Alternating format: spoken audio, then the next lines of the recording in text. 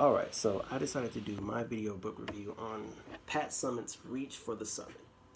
The reason I wanted to dive deep into her mindset, you know what I'm saying, knowing that she's one of the most winningest coach in history of women's basketball, one of the greatest women coaches of all time, uh, winner of 8 national championships, you know what I'm saying, and just being able to understand and learn how she was so successful in her tenure. I want to know her philosophy. Just want to dive deep into her mindset as a coach and how to be a better coach. So, yeah. All right. First question. What 3 lessons did you learn from what 3 lessons did you learn about coaching from this book? So the 3 lessons I learned is that are that making people accountable for their piece of the puzzle, demonstrate the behavior you want to see from your players, and making sure all players understand the rules and consequences for their actions. So, just holding the team accountable, making sure players know their role, and to hold them accountable of keeping up their role with the team, because it is every every player's role is vital for the team's success, even down to the bench warmers to the starters. Everybody is vital to how the team performs and succeeds throughout the season. Secondly, demonstrate the behavior you want to see. Players go off of what you show them. Coaches have to be on time. We have to be on time for every meeting, practice, and we have to be accountable for our own actions. Even when we make mistakes, we have to be accountable for them. That shows that the players need to be accountable for their actions as well. So it develops that almost, I want to say, trusting nature within the team and culture. And then thirdly, that's not even a word. Lastly, making sure all players understand the rules and consequences for their actions. So, just making sure that the players know what the boundaries are and the consequences for them breaking those boundaries. Uh, that's really what it is. Just a clear cut system for all players to know the rules and to follow them.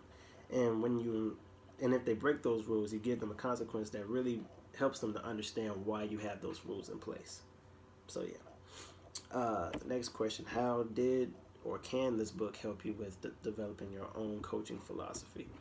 So a lot of my coaching philosophy comes from a high school coach, because I really bought into what he was doing with our team.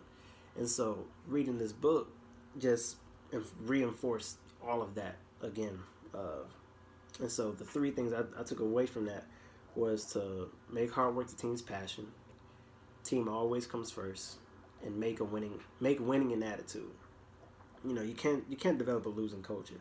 That's just it's not the way to go if you want to be a successful coach. You have to make a winning attitude for the team, and that's what my high school coach did for us. He came in uh, and developed a winning culture from the jump. I mean, down to how we practice, to how we condition, work out, to how we watch film, to how we eat. I mean, everything. Everything was about winning culture and winning the day and getting 1% better each day.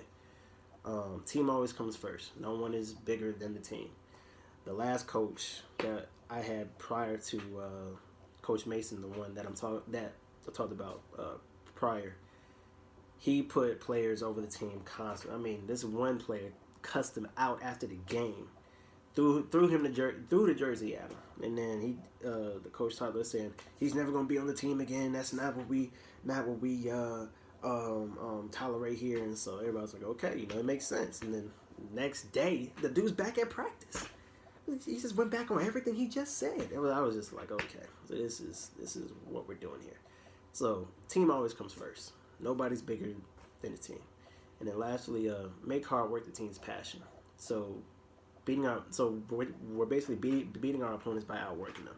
And I valued that heavily because I wasn't the most talented player, but I definitely worked the hardest out of anybody on my team.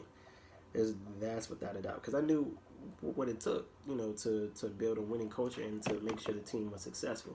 Because even I wouldn't say I was the weakest player, but if the weakest player in your team is outworking the star player, then the star player has to feel some type of way. So that encourages him to work hard as well, and then that just develops a hard-working team culture right there. So those are 3 things that I would add to my, or just instill in my coaching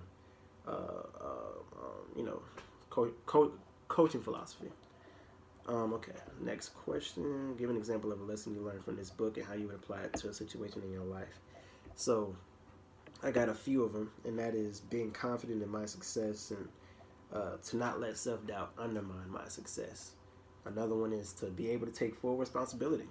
If I want to be in charge, if I want to do this for real, I got to uh, be able to take the responsibility, the never-ending responsibility that comes with being a coach. And then lastly, handle responsibility by breaking it down into smaller parts. So um, that has helped me in my day-to-day life. Just taking the big responsibilities that I have and then just breaking them up into separate pieces and making sure it gets done. You know what I'm saying? So yeah, those are three things that um, I've learned from the book that would help me in my day-to-day life. And then the last couple here. Okay. Give an example of a lesson you learned from this book and how you would apply it to a specific coaching situation, either from a team you coach or a team you participated on at any level. So when I played high school ball, I wanted to be the best communicator on my team. I mean, I value communication. I also want to be the most hardworking, but communication on the court, I valued that. So I made sure all my teammates knew where I what was coming at them, everything. I made sure that whether it was a screen, backdoor cuts, switching defenders over picks, I let them know where everybody was at all times. You know what I'm saying? So I valued being a communicator, and then Coach Summit even valued that as well with her players. So and then the last one, take 1 point from our discussion so far this semester and explain how the book is relevant to that specific point. So coach responsibilities. You touched on the amount of budgeting, the player personnel, player conduct, player grades, scholarship, money, financial aid, all of this stuff that you wouldn't think a coach has to deal with, and Pat Summitt touched on that. And she has numerous responsibilities that go beyond coaching. I mean, granted, she coached one of the best division schools in the country, so of course, the player health, grades, conduct team, she had to deal with all of that. And I honestly don't know how she did it for such a long time because, and then to sustain the success she had at that level is truly crazy, astonishing. So so basically just the numerous responsibilities that a coach has to endure and take care of while they're the coach during their tenure. So yeah, so that's my review of reaching for the summit. I'm dead by Pat Summitt. Great book, awesome book, great coach.